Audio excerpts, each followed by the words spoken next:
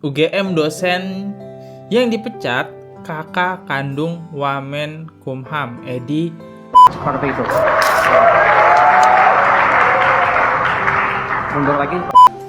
Saya menambahkan warna hitam gelap, lalu sesekali timbul, lalu sesekali hilang. Sehingga jika secara sekilas kita bisa melihat, jari tersebut seperti sedang menggaruk. Oke, halo guys, kembali lagi di channel FKR Project yang selalu memberi kalian konten-konten yang menarik dan aktual tentang kasus-kasus yang lagi viral maupun sedang trending tentunya di sosial media. Dan kita bakal ngebahas kasus tersebut secara objektif dari berbagai sudut pandang. Oke, jadi kali ini yang pengen gue bahas adalah jadi kan Edi. Bahas Edi dulu nih. Satu topik yang pertama Edi. Ternyata kakaknya itu dipenjara juga. Tapi gue belum tahu sih ade atau kakak yang dipenjara, karena gue tadi cuma sempet nyari topik. Tapi kayaknya ini bagus buat gue reaction bareng kalian gitu. Gue belum baca abis entah adenya atau kakaknya nih. Dari Edi. Edi sendiri kan kena terkasus KPK ya, karena uang suap lah ya, uang agreditasi apa gimana gitu ya. Terus poin kedua yang pengen gue bahas adalah perbandingan CCTV ya. Topik CCTV, kejanggalan CCTV. Nah, dua topik bakal gue bahas di konten ini. Oke, kita coba aja langsung mulai. Yang belum klik tombol subscribe-nya, silahkan dulu diklik tombol subscribe-nya. Yang udah klik tombol subscribe, gue ucapin banyak-banyak terima kasih. Kita coba langsung mulai videonya sekarang juga. Jangan lupa subscribe. Let's go!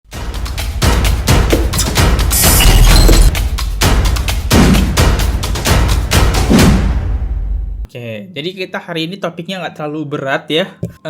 Maksud gue buat kontennya nggak terlalu berat. Jadi di sini kita bisa lihat ya beritanya. Yang pertama, UGM dosen yang dipecat kakak kandung Wamenkumham Edi.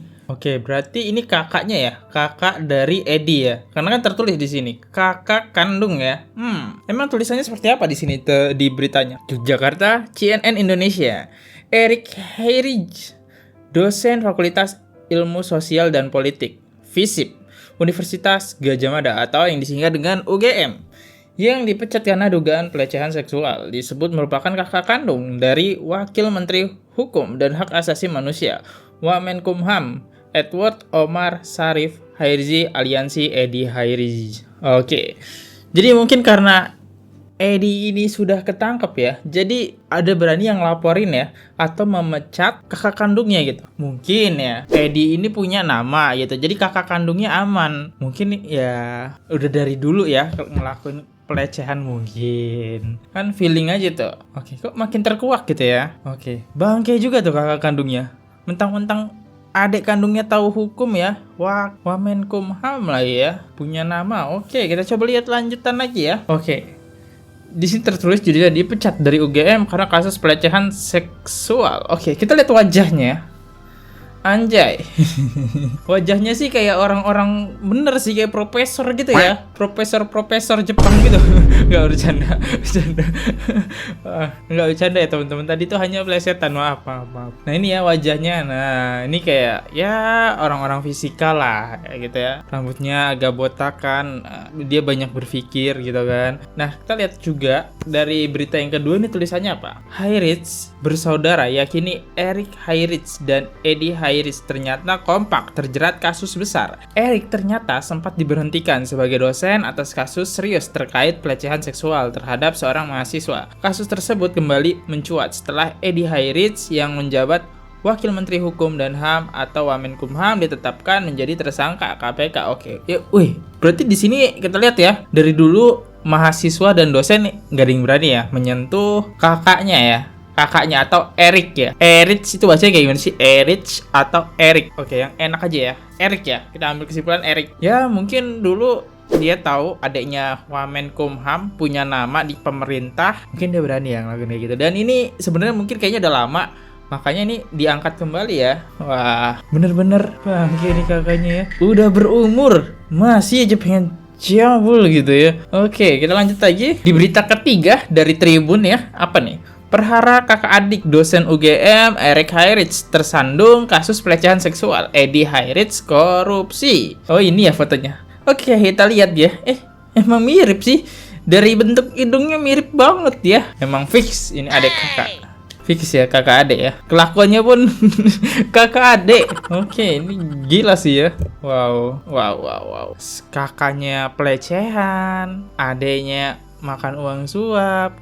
Kurang apa lagi tuh ya? Ada aja musibahnya. Next. Oke, kita coba baca ya. Di sini ada Mahkamah Agung MA menguat memberhentikan tidak dengan hormat dosen Visopol UGM Erik Hairich. Erik dipecat UGM karena tindak pelecehan seksual pada mahasiswa lebih dari sekali. Kan? Lebih dari sekali. Bangke gak tuh? Ya ini mungkin dulu punya nama si Edinya ya. Edi yang ketangkap KPK ini. Ya kalau ada apa-apa dia tinggal lapor adenya lah ya. Punya nama di pemerintahan. Wah, Menkumham gitu kan. Siapa yang kagak kenal gitu Edi ya. Oke, mungkin sekarang pihak UGM berani memecat ataupun mengeluarkan tidak terhormat karena udah ketangkep nih ya yang si Edinya nih. Oke. Wah, gila sih ya. Segininya ya hukum di Indonesia. Lo punya kuasa lo punya kedudukan, lo punya kuasa gitu ya. Oke, kita coba lihat sebagai dirangkum. Putusan yang dilansir website MA Rabu 15 bulan 11 2023. Erik dipecat berdasarkan keputusan Mendikbud nomor bla bla bla bla tertanggal 2 Maret 2022. Sebelumnya, Erik sudah diberikan hukuman disiplin pada 2016 oleh Dekan Visopol UGM. Anjir. Dari tahun 2016 melakukan pelecehan. Bangke, sekarang 2023. Kenapa baru sekarang gitu pihak UGM? Ya gue tahu sih ya, mungkin feeling gue ya, mungkin karena Edi ketangkep ini ya. Jadi makanya pihak UGM berani mengeluarkan gitu. Si gila jahat banget ya kakaknya. Pelecehan cuy. Udah dari 2016 itu mengingatkan gue kasus kopi sianida nih yang lagi kita bahas ya. Terus kita baca, tidak terima dengan keputusan Mendikbud itu, Erik Hairich mengajukan banding ke Pengadilan Tinggi Tata Usaha Negara PT TUN Jakarta. Erik Hairich beralasan Mendikbud telah melanggar asas nihil in legal intolerabilius erquem endem rem itulah intinya ble dalam kurung hukum yang tidak membiarkan kasus yang sama diadili di beberapa persidangan.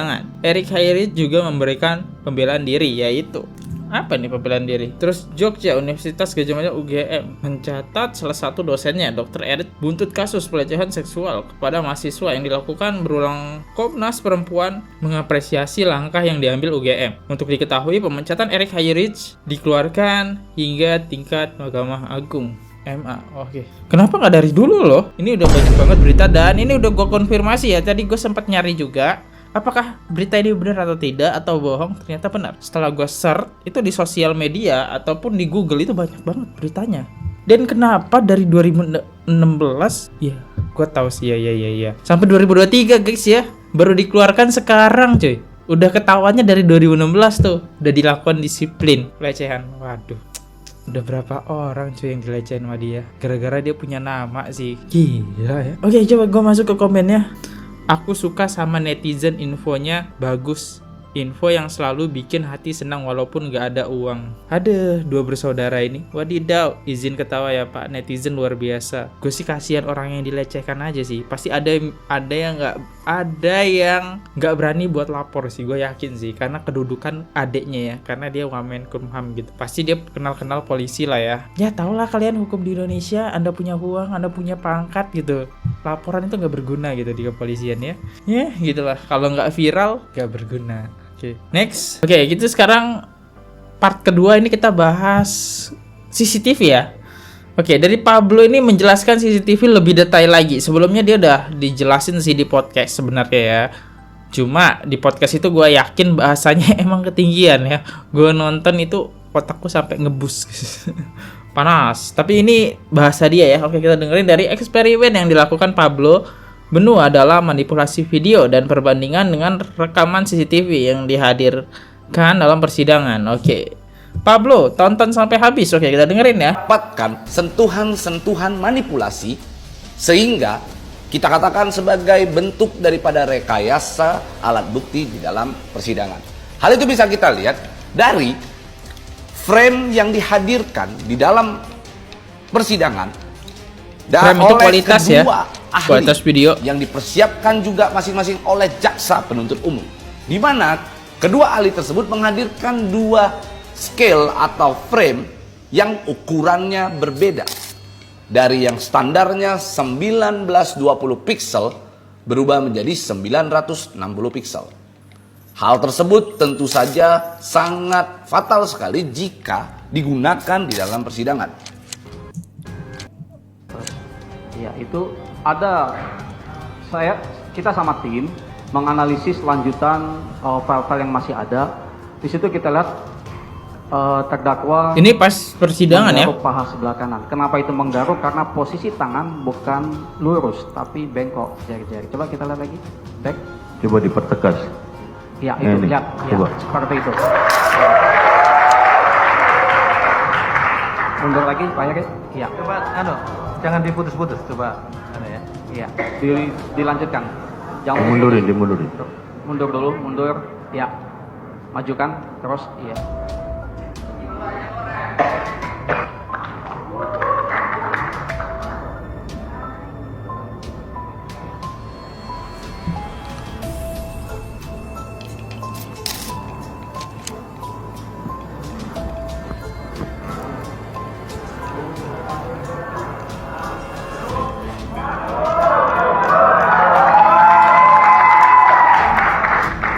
Coba tenang ya.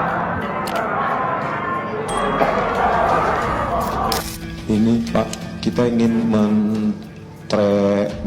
menjejak di mana letak posisi pergerakan tangan yang diduga meletakkan sesuatu ini dengan kecepatan normal.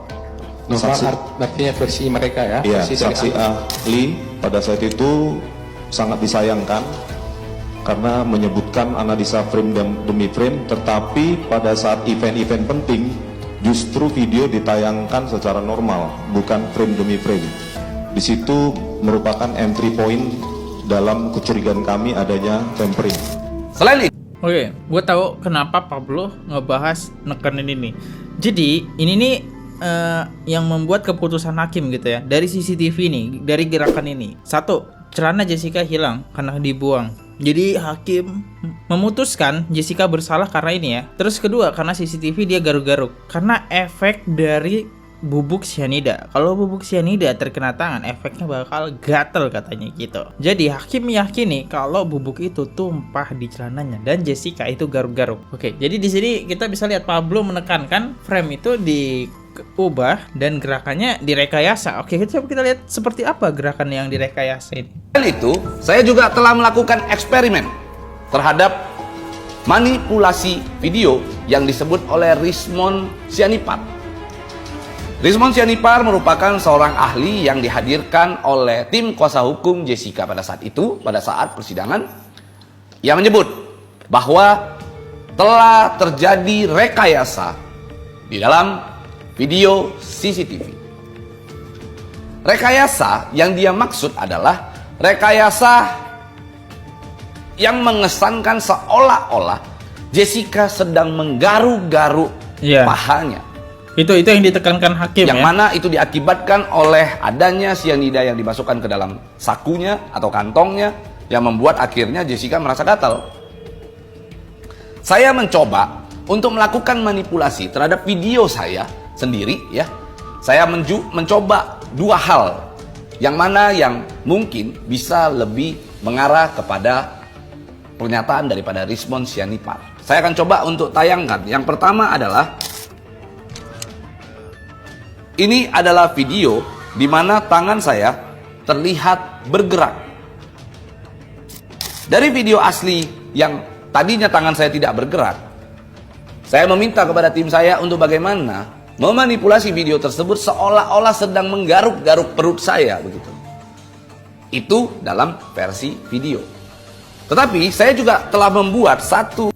Kalau versi video sih di 2016 itu berarti dilakukan manual ya. Demasking namanya. Jadi videonya itu gerakannya itu kita buat bergerak gitu.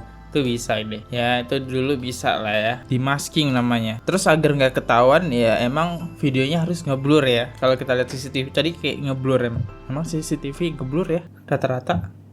Video yang mungkin menurut Rismond Sianipar inilah yang dilakukan oleh pihak atau oknum yang merekayasa video CCTV Jessica Wongso saat di Olivier, di mana saya mencoba membuat video tersebut menggunakan foto, yang mana foto lebih statis, sehingga foto tidak bergerak, sehingga perbedaannya dapat kita rasakan bersama. Apa nih?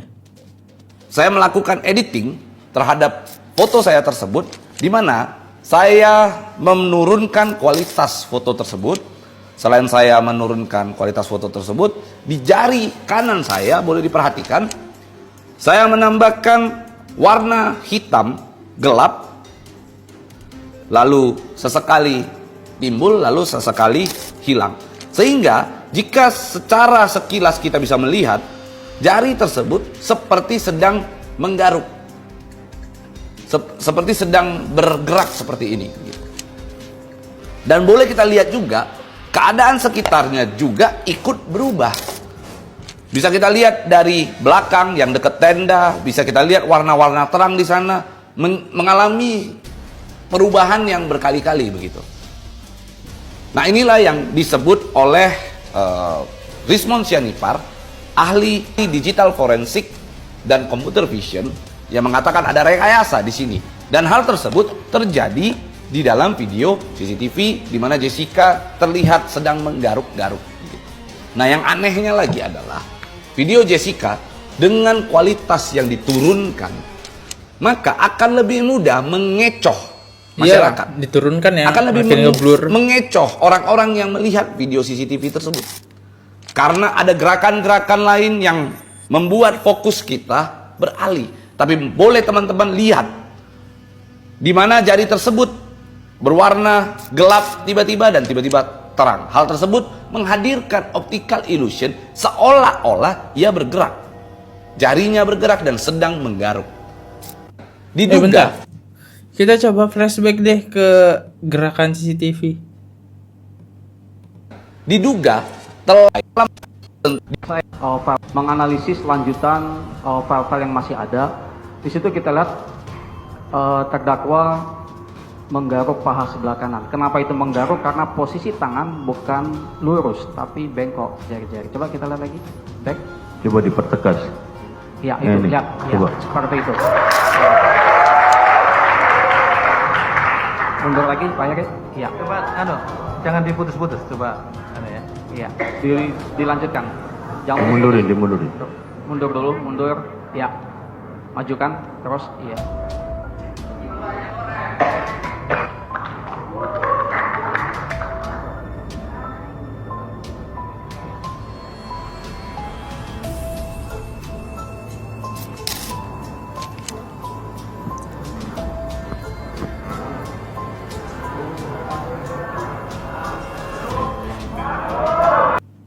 Gue orang awam ya, nggak terlalu paham dengan CCTV. Gue nggak tahu sih kalau itu emang editan. Gue nggak bisa ngelihat perbedaan gerakan. Mungkin teman-teman bisa ngelihat pergerakan ada yang aneh gitu dari editing ini. Tapi gue ngelihat biasa aja gitu. Dan hal yang biasa nggak sih kalau Anda tiba-tiba megang celana, megang ke bawah gitu. Orang garuk, bedain orang garuk kan biasanya kayak gini dong. Saya kayak gini cuma kayak lo megang doang, geser celana doang. Kalau gua ngeliatnya sih dia geser celana doang ya, nggak garuk ya, cuma lebih ngegeser celana doang ke bawah ataupun megang paha, mungkin gatal sedikit nggak masalah gitu. Kalau orang garuk-garuk, bahasanya garuk-garuk, setahu gua gini ya, masa gini udah. Dan betapa bodohnya gitu Jessica nggak mau lari ke kamar mandi kalau emang gatel ya. Kalau emang dia gatel pasti dia lari ke kamar mandi. Tapi gue nggak bisa ngebedain ya yang mana editing mana enggak karena buram banget gitu gambarnya ya. Jadi gue takut salah juga gitu kalau ngomong ya. Mungkin teman-teman yang ada yang paham gitu, ada yang ngebedain, mungkin bisa komen ya di menit keberapa gerakannya yang cukup mencurigakan. Oke, kita coba masuk ke komen. Bersuaralah terus Mr. Pablo. Intinya no otopsi no case. Semua gerakan sama kayak bumerang versi TikTok. Pablo up terus, Bang Pablo the best ya. Ya, inilah ya. Komen-komennya banyak support juga. Dan kalau kita lihat slogannya di sini tertulis eksperimen yang dilakukan Pablo Benua dalam manipulasi video dan berbandingan dengan rekaman CCTV yang dihadirkan dalam persidangan. Oke. Kita coba lihat top komennya. Dari Amrapo, Hakim biadab betul-betul tidak punya hati dalam memutuskan berdasarkan uang. Ketiganya sama tidak punya otak dan perasaan, hakim terkejam di dunia. Oke. Ini terus dari Jertalien 6067, hakim dalam putusan di kasus ini paling sesat akal dan keyakinan sudah tak waras. Tangkap Binsar Gultom. Dari Lipihin 7631. Ini emang Binsar Gultom itu udah gue cari tahu karena emang dia lagi dilaporkan gitu ya, dilaporkan oleh advokat dari Jessica ya, dari 3000 advokat lah ya. Jadi itu pada ngelaporin Binsar Gultom ya. Ya itulah top komennya, yang ini aja. Intinya dari top komen semua ini kalian minta Hakim Booster itu ditangkap ya. Ya kita lihat laporan itu apakah bisa mempan atau tidak. Seorang hakim dilaporkan, gak tahu sih hukum di Indonesia akan mempan atau tidak si Binsar Gultom ini ya. Oke, dan tentu saja kalau gue ada salah kata di video ini gue mohon maaf. Gue Fali di sini undur diri. Kalau ada salah mohon maaf ya. Ya dengan kekurangan informasi gue nge-reaction ya mohon maaf ya kalau misalnya salah. Oke, sampai jumpa di next video. Dan jangan pernah bosan-bosan buat komen. Dan gue lupa juga pengen bilang ke kalian makasih banyak yang udah komen ya. Dan ini sebagai ucapan terima kasih gue. Oke, see you. Goodbye. Bye-bye. Oke guys, subscribe channel FKR Project. Jangan lupa kalian subscribe channelnya FKR Project. Subscribe channel FKR Project. Hai guys, jangan lupa untuk subscribe FKR Project.